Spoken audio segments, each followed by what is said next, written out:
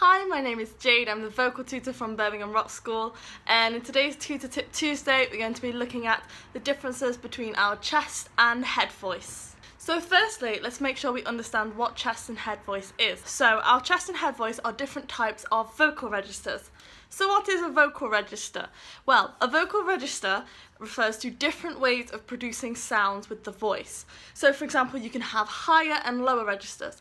Each register has a different tone or timbre to the voice and often uses different muscles within the vocal tract. There's lots to discuss when looking at different vocal registers, but for today we're just going to be focusing on the two most commonly used vocal registers, which is our head voice and our chest voice. So our chest voice is the lower register of the voice.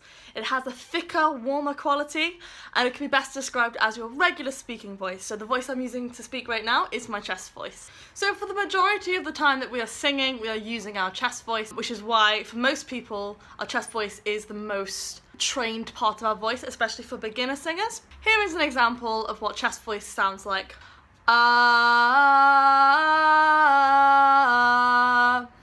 If you find that you're struggling to tell whether you're in your chest or head voice or somewhere else, a good way of identifying whether we're in our chest voice is by placing a flat hand onto your neck, and as you speak or sing, you should be able to feel a vibration coming from the larynx here.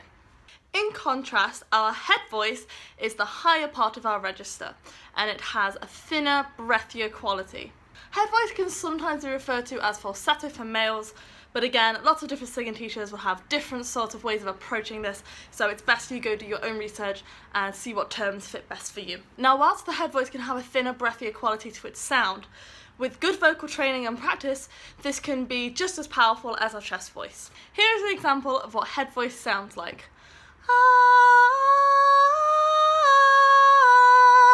So in contrast to our chest voice, our head voice resonates in a different place. So as mentioned before, there is an easy way to identify whether we are in our head voice or chest voice if we are confused. The way of doing this is by singing a note, and if you can feel the resonance from the larynx and from the neck, as mentioned previously, you're most likely in your chest voice.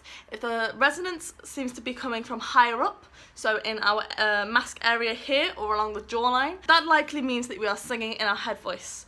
So when I'm singing in my head voice, I can feel the resonance sort of along my jawline, versus when I'm singing in my chest voice, the resonance tends to sit here where my larynx is.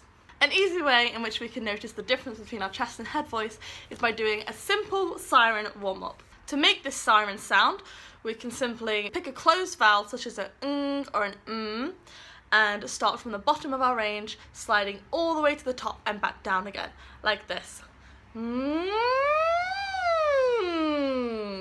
Did you hear that latch in my voice midway through?